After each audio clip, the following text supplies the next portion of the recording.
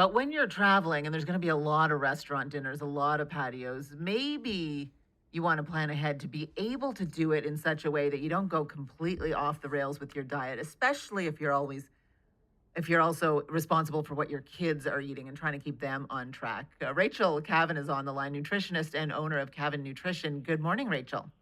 Good morning, Patricia. Thanks for having me. I appreciate you being here very much. So this is a good one for me because I'm lazy and I'll do the first gas station stop on a trip and get a bunch of bags of chips and pop and kind of be good to go. But obviously, you can only sustain that for so long. So if you're actually packing up, getting in the car for a road trip, what do you recommend if you want to make sure you have some healthy options? Yeah, so the goal, if you can, to plan ahead a little bit so you can bring some items with you. And this can be as easy as like heading to the grocery store and buying pre-chopped veggies or buying some portable fruit like apples, things that don't need to be cut up or require absolute zero preparation. You can be totally lazy on this. That is totally fine.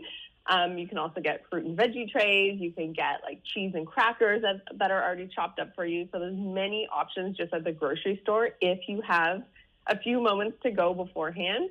You can bring a cooler in your car to keep everything cold, and don't forget to bring water. It's super, super important that you stay hydrated, especially when it's super hot out.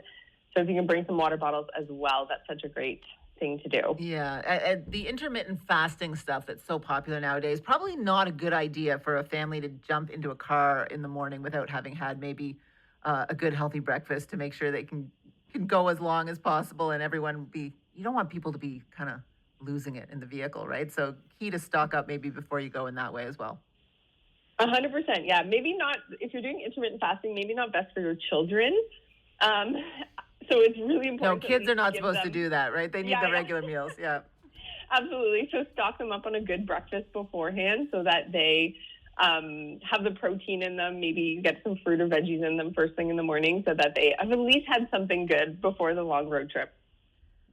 Incorporating exercise into your trip or a little bit to keep the healthy appetite actually healthy and making sure everyone has time to stretch their legs. That's obviously a key as well. Definitely. I would recommend trying to stop, especially if you have kids, at least once every 2 hours. Of course, like do the best that you can. And just an opportunity for everyone to use the washroom, run around, even for yourself. If you're driving, to stay alert. It's really, really great to like take those breaks and stretch the legs. Are you a big proponent of the Airbnb over the hotel, having a little kitchen, a kitchenette maybe, so you have some options in terms of just chopping up the vegetables while you're at your accommodation as opposed to relying on restaurants all the time?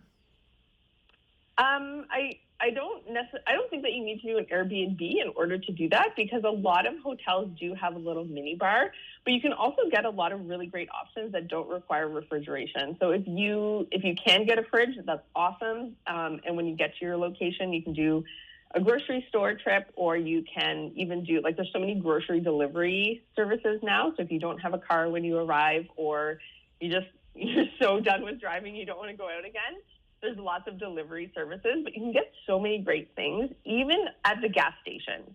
So I don't want you to write off being healthy if you haven't prepared for your trip and you haven't gotten those pre-chopped veggies, because even if you just are going the lazy route, as you say, and it's vacation. Totally fine. I do this as well, so it's totally fine. I love to prep, but every once in a while you just don't get that chance, right? So when you get to the gas station, you just have to bypass the Reese peanut butter cups on your way in and then do a little bit of digging so you can find some good things. So you can find nuts, try to choose raw or dry roasted so you're not getting all the oils and salt. You can get low sugar protein bars. There's beef jerky, so you're getting your protein in. Try to look for nitrate-free and a lower sugar one. All of these things are higher in protein and they don't require refrigeration. So that's really, really great because you can grab those things either for the road trip, for the plane, or when you get to your destination. These are great. These are great tips for me because the joke in my family is that I grocery shop at the gas station because I'll be tired at the end of the day driving home. So I'm getting gas. If there's anything we need, if we need orange juice or milk and I can get it at the gas station, I will, but I'm not making a separate stop. So it's good to know there's some healthy options that you can get in that actual convenient gas station stop. 100%. I think that's great. I think like there's not a lot of time to do all the different stops at the end of the day. So if that's what's working for you, then that's perfect. Okay, and then you are obviously going to go out for a meal or two, or maybe more when you are on vacation. Out at restaurants, it's always a tough one. Some places they put the calories on the menu now, so you have some sense of what's in there. But just tips at a restaurant to try to make sure you're not sort of going completely off the rails. Yeah, so same rules apply as every other meal that you're having, is making sure that you're getting about 20 to 30 grams of protein for each meal. So if you're a meat eater, that's going to be about the size of your palm. So if you're doing a chicken or steak or something like that, or fish, if you're a vegetarian, make sure that you're getting about 3/4 of a cup of a vegetarian protein in there. So maybe that's some beans or legumes or tofu that you can add to the meal. Try to do a side of veggies whenever you can instead of fries or in addition to the fries. So some restaurants will do half and half, or you can do like just a side salad or a side steamed veggies or something just to get some vegetables into your diet while you're traveling. And then one of the biggest things is the drinks. So trying to choose lower sugar drinks as much as possible. So especially if you're out and you're drinking alcohol, trying to do the lower sugar. So maybe like having one margarita and then switching to like, some carbonated water or tea or coffee, or maybe just like a vodka soda after that. So trying to choose like the lower sugar options as much as possible.